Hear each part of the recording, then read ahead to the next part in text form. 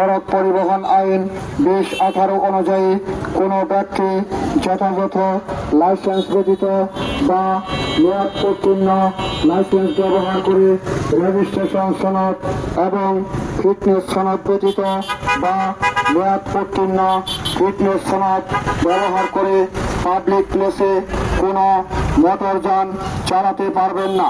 Driving licence, registration সনদ, fitness সনদ ব্যতীত মোটরসাইকেল সহ অন্যান্য যানবাহনকে ফিলিং স্টেশন সমূহে জ্বালানি তেল প্রদান করা হবে না। সুতরাং সড়ক পরিবহন আইন 2018 এর বিধান অনুসরণপূর্বক সুশৃঙ্খলভাবে মোটরযান পরিচালনা ও জ্বালানি সংগ্রহের জন্য এবং মোটর সাইকেলের চালকদের ফিলিং স্টেশন সমূহ থেকে সকাল 8 ঘটিকা হতে সন্ধ্যা 6 ঘটিকা পর্যন্ত জ্বালানি তেল সংগ্রহের জন্য নির্দেশক্রমে অনুরোধ করা যাচ্ছে।